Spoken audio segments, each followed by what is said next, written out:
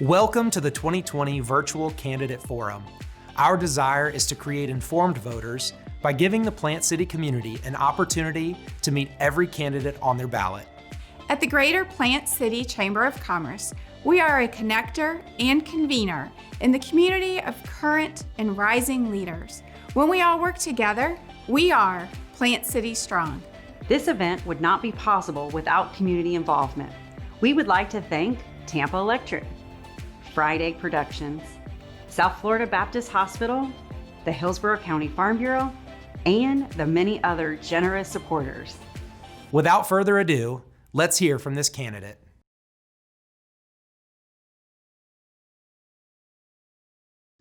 Good morning. My name is Wesley Joyner. My business, Pilot Bank, is a member of the Greater Plant City Chamber of Commerce, and I have the pleasure of sitting on the board of directors. Our committee's prepared a few questions for every candidate on the ballot running for a position that will represent residents of the Plant City community. And today I am here with CL Townsend, who is running for State Representative, House District 58. CL, good morning. Will you please give us a quick introduction of yourself so our viewers can get to know you? Sure. I'm a sixth generation Floridian, or Floridan as it's called. I grew up in Wakulla County, attended public schools, University of Florida, had my degree in pharmacy, got attracted to the Peace Corps, spent a couple of years in Malaysia in a TB program, came back and spent another 25 years in public health, but got back into pharmacy in 94, while I was living in Maine and met my second wife. I was selected as the Young Pharmacist of the Year in Maine in 96, 30 years after I graduated. So I was pretty tickled with that, but have been able to enjoy the last 20 years working in pharmacy. Came back to Florida in 2005 permanently, moved to Plant City in 2010, and have been involved in community activities, worked with Cash and Carry, Sweet Bay, CVS, and Medco at the end of my career. So, yeah. Okay, very good. Our question number one is, why are you running for office? I have been very active in the Democratic Party in trying to recruit candidates, and have been engaged with some of the campaigns in District 58 for the last three elections. And this year, we were finding people that were interested, but not really willing to take the step. And then for me, being involved in politics has been something we've done a long time. My father was a elected public school superintendent up in Wakulla County, so we've gone back a long ways in this. And so I was thinking we really needed to run. We needed someone to change the dynamic and change the conversation in Tallahassee. And in January was announced the $500 million tax refund to the big corporations that was enacted by the state legislature, I think in 17, as a follow-up to the Trump tax cuts. And that was just the turning blow for me, because I knew that we had so many infrastructure, education, healthcare needs in this state that were being underfunded, that this continued drumbeat for tax cuts for business was taking away from essential services that we needed. And so that's what motivated me. I'd been concerned about the legislature's continual overturning, if you will, the constitutional amendments that were approved by the state under ballot, particularly Amendment 4, and going back as far as the Water Amendment, where they had elected to, I think, sort of subvert the will of the voters who voted on those constitutional amendments. So it was clear to me that changes were needed in Tallahassee, and if District 58 was going to be a part of that, then I was going to have to make the step. So I got in late January. Okay. All right. Second question. During your time in office, what do you plan to do for the Plant City community? Well, I want to make sure that the elements of government feel that they have a strong representative there, one that listens to them, one that cares about their concerns and wants to carry their water to Tallahassee in terms of what local government thinks needs to be done, whether it's in education, job development, infrastructure improvements, etc. I'm concerned that we have programs adopted that will benefit not only the people of Plant City, but throughout the district. I'm interested in expanding access to affordable health care. I'm interested in reducing unwanted pregnancies throughout the state. I think that's one of the most valuable things that we can do as a government to help people get out of poverty and avoid abortions. I want to expand opportunities for education that will affect our young people, particularly those in the 0 to 5 age group, which we don't fund enough, and we know, we absolutely know that that's the most critical age for development. The transit opportunities for Plant City are many.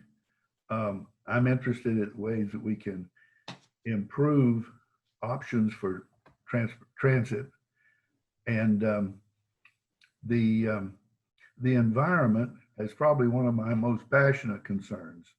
We live in a wonderful blend of rural and suburban life here. We've got a vibrant ag community. Agriculture plays a tremendous role and is under-recognized, I think, for their role in helping us combat climate change. I'm pretty sure, for me, that climate change is one of the existential issues, because I know how it's going to impact my children and my grandchildren. And whatever we can do to deal with that, we need to put all of our good minds to the task. Okay. All right. Your next question is, due to the decrease in tourism and spending this year, how will you address the budget shortages?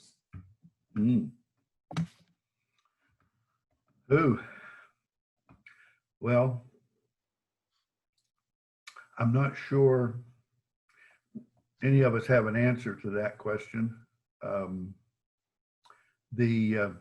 Hopefully, well, the real concern is that this is not a short-term problem, as I see it. I think we're going to be struggling with the consequences of COVID, both for us personally and its impact on our economy. And thus, we're so dependent on the sales tax revenue. So we're going to be struggling with this for, I think, maybe at least 2 years through 2 budget cycles. And that forces some really serious thinking. Certainly, we will, in my view, we will not be refunding $500 million to the big corporations. We're going to find that money going into improving access to healthcare, maintaining what little we have now. So I think it's going to be looking seriously at some of the refunds and diversions of income that have been going on that take away from fundamental services. That'll be where I think the challenge is. I'm not sure in this environment that we have an appetite for increasing tax revenue in whatever form that may be, though I'm pretty sure in my mind that we should look at taxes not as a penalty, but as an investment and as the rent we pay for being on this earth and having a collective government that is protective of us and protects our liberty and provides us with opportunity. I see those as investments, not penalties. Okay. All right. And where will you cut and what will you prioritize? Well, I would prioritize education. I would prioritize healthcare. I would look seriously at any of the tax refunds, diversions. I think those are the areas of opportunity in this particular environment. I don't know, and I wouldn't presume to know at this point about any particular areas of operational economy. That is certainly an area of opportunity, but I don't want to presume that I have that level of experience right now to answer that question. Sure. Okay. If elected, what is your priority for your first term in office?